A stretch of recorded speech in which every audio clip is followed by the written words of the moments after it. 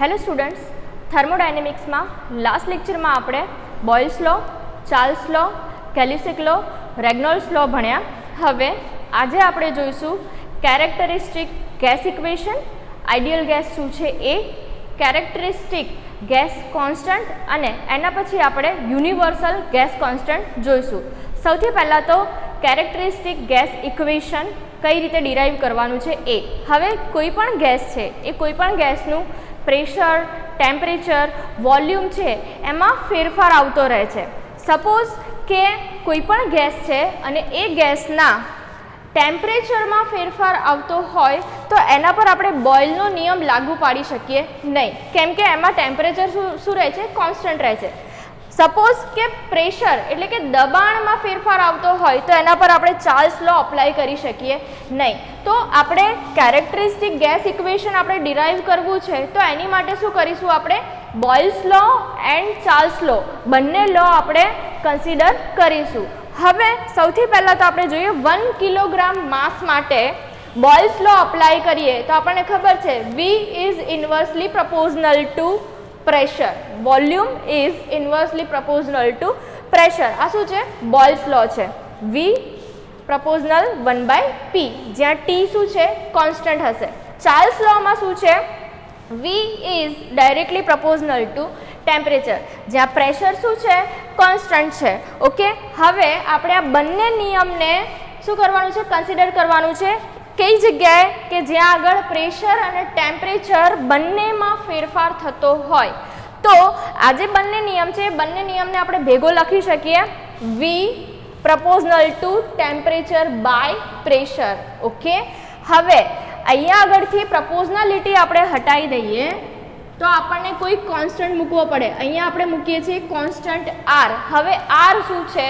તો R જે છે એ કેરેક્ટરિસ્ટિક કોન્સ્ટન્ટ ઓફ ગેસ, બરાબર, ગેસ માટેનો અચળાંક છે જેને કહેવાય છે કેપિટલ R. પ્રોપોર્શનાલિટી અહીંયા હટાવી દીધું તો અહીંયા આપણે શું મૂકીએ છીએ? R. તો આપણું ઇક્વેશન શું બનશે? PV is equal to RT. હવે PV is equal to RT શું છે? તો કેરેક્ટરિસ્ટિક ઇક્વેશન ઓફ ગેસ છે. ઓકે, હવે અહીંયા આગળ આપણે જે V લીધા છે આવી રીતે V લખેલા હોય ધેટ મીન્સ એ શું છે? સ્પેસિફિક વોલ્યુમ છે. અહીંયા આપણે જે બી લીધું છે એ ફક્ત વોલ્યુમ નથી લીધું, સ્પેસિફિક વોલ્યુમ લીધું છે. ઓકે, તો અહીંયા ઇક્વેશનમાં PV is equal to RT થશે. V શું છે? સ્પેસિફિક વોલ્યુમ છે. હવે જોઈએ P શું છે? તો એબ્સોલ્યુટ પ્રેશર છે અને આનું યુનિટ શું છે? Kilo newton per metre square. T શું છે? એબ્સોલ્યુટ ટેમ્પરેચર છે જેનો યુનિટ શું આપણે કન્સિડર કરીએ છીએ? કેલ્વિન. એના પછી R શું છે? કેરેક્ટરિસ્ટિક કોન્સ્ટન્ટ ઓફ ગેસ જેનો યુનિટ શું થશે? Kilo joule per kilogram kelvin. Okay, હવે આ જે સ્પેસિફિક વોલ્યુમ છે એ સ્પેસિફિક વોલ્યુમની ફોર્મ્યુલા શું થાય છે? તો specific volume is equal to total volume to mass. Total volume જેને આપણે ડિનોટ કરીએ છીએ કેપિટલ V વડે અને માસ શું છે? Small m. તો અહીંયા આગળ આપણને મળે છે V is equal to capital V by m. આ વેલ્યુ આની અંદર આપણે મૂકી દઈએ તો શું થશે? PV by m is equal to RT. હવે આ જે m છે એને આપણે આ સાઈડ લખી શકીએ તો આપણી પાસે ઇક્વેશન શું થશે? PV is equal to mRT. PV is equal to mRT. હવે અહીંયા માસ આપણે શું કન્સિડર કર્યું છે? 1 કિલોગ્રામ કન્સિડર કર્યું છે. ઓકે, એટલા માટે અહીંયા આપણે માસ લાવ્યા છીએ. એના પછી V શું છે? એ ટોટલ વોલ્યુમ ઓફ ગેસ કે જે મીટર ક્યુબમાં છે, બરાબર. તો આ જે ઇક્વેશન છે PV is equal to mRT એ શું છે? Characteristic equation of gas. જો આપણે સ્પેસિફિક વોલ્યુમ કન્સિડર કરતા હોય તો ઇક્વેશન આપણે લેવાનું PV is equal to RT. જો વોલ્યુમ કન્સિડર કરતા હોય તો લેવાનું PV is equal to mRT. આ બંને ઇક્વેશન આગળની થિયરી માટે ઇમ્પોર્ટન્ટ છે, બરાબર. એટલે આ તમારે યાદ રાખવાનું છે PV is equal to mRT. એના પછી આપણે જોઈએ આઇડિયલ ગેસ. આઇડિયલ ગેસ કોને કહેવાય? તો એવા ગેસ કે જે કેરેક્ટરિસ્ટિક ગેસ ઇક્વેશનનું પાલન કરતા હોય. કેરેક્ટરિસ્ટિક ગેસ ઇક્વેશન શું છે? PV is equal to mRT નું પાલન કરતા હોય તો એને શું કહેવાય છે? Ideal gas. Gas which obeys characteristic gas equation PV is equal to mRT at every pressure and every temperature is known as ideal gas. Ideal gas ની ડેફિનેશન છે 2 માર્ક્સમાં પૂછાઈ શકે. ઓકે, એટલે આવડવું જોઈએ. એના પછી આપણે જોઈએ કેરેક્ટરિસ્ટિક ગેસ કોન્સ્ટન્ટ R. હવે આપણે જોયું અહીંયા આગળ PV is equal to mRT છે બરાબર. હવે આ જે કોન્સ્ટન્ટ છે કેરેક્ટરિસ્ટિક ગેસ કોન્સ્ટન્ટ છે, અચળાંક છે, એનો આપણે યુનિટ ડિરાઈવ કરવાનો છે બરાબર. તો યુનિટ ડિરાઈવ કરવું હોય તો PV is equal to શું છે? RT છે. ઓકે, હવે R ને અહીંયા કરતા કરી દો. R ને કરતા કરો તો શું મળશે? PV/T. હવે આ બધાના યુનિટ આપણી પાસે નોન છે. પ્રેશર છે એ પ્રેશરનો યુનિટ અહીંયા શું છે? Kilo newton per metre square.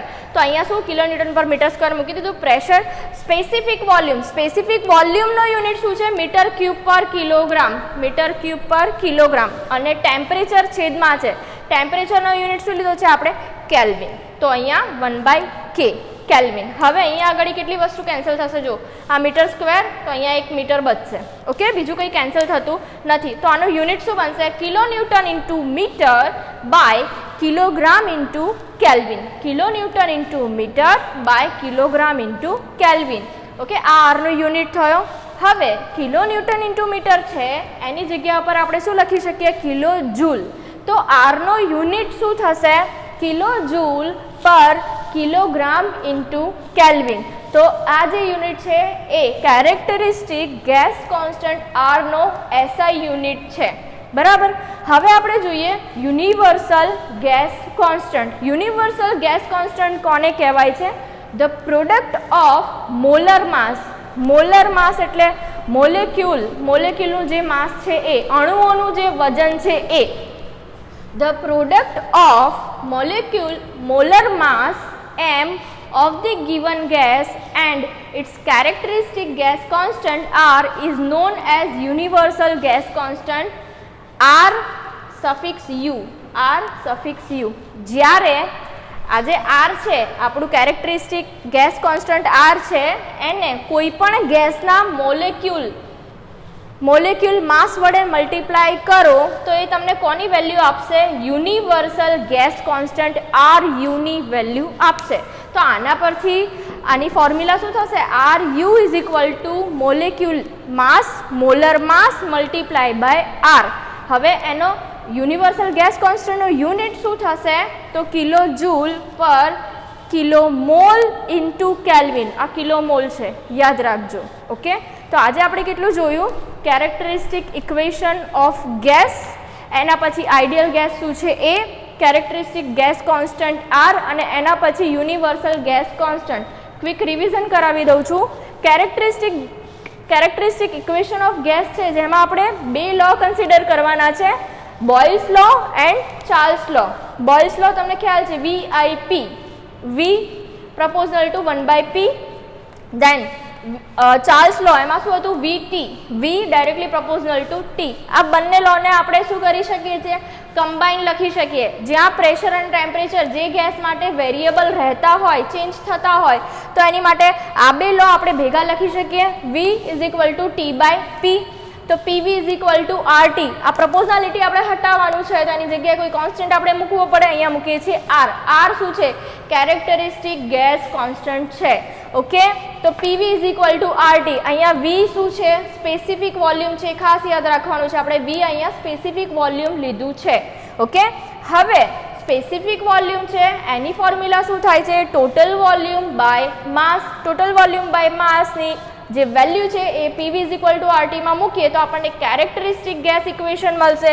PV is equal to mRT. Specific volume માટે કેરેક્ટરિસ્ટિક ગેસ ઇક્વેશન છે PV is equal to RT, અને ટોટલ વોલ્યુમ માટે છે PV is equal to mRT. હવે આઈડિયલ ગેસ છે. આઈડિયલ ગેસ કોને કહેવાય? તો characteristic gas equation PV is equal to mRT નું જે પાલન કરતા હોય, જે ગેસ પાલન કરતા હોય તો એને શું કહેવાય છે? આઈડિયલ ગેસ કહેવાય છે. Gas which ઓબેઝ characteristic gas equation PV is equal to mRT at every pressure and every temperature, that is known as ideal gas. Okay, then after characteristic gas constant R, capital R, એનો આપણે unit derive કરવાનો છે. તો એની માટે આપણી પાસે equation છે PV is equal to RT. R ને અહીંયા કરતા કરી દો તો R is equal to PV by T. પ્રેશરનો જે યુનિટ છે, પ્રેશરનો unit kilo newton per metre square. Volume, specific volume છે એનો યુનિટ છે metre cube per kilogram. Then temperature છે, ટેમ્પરેચરને આપણે લઈએ છીએ કેલ્વિનમાં, ડિગ્રી સેલ્સિયસમાં લેવાનું નથી, કેલ્વિનમાં લેવાનું છે. ઓકે, તો આપણે આરનો જે યુનિટ છે, આરનો યુનિટ શું મળશે? કિલો ન્યૂટન ઇન્ટુ મીટર પર kilogram into kelvin. Kilo newton per metre છે એને શું લખી શકીએ આપણે? કિલો જૂલ લખી શકીએ. તો આરનો એસઆઈ યુનિટ શું થશે? Kilo joule per kilogram into kelvin. Then universal gas constant. Universal gas constant કોને કહેવાય? તો કેરેક્ટરિસ્ટિક ગેસ કોન્સ્ટન્ટ છે એને જ્યારે તમે મોલર માસ વડે મલ્ટીપ્લાય કરો તો તમને યુનિવર્સલ ગેસ કોન્સ્ટન્ટની વેલ્યુ મળે. R U is equal to M into R, જેનો યુનિટ છે kilo joule per kilo mole into kelvin. Okay, હવે નેક્સ્ટ લેક્ચરમાં આપણે નેક્સ્ટ ટોપિક જોઈશું. Thank you.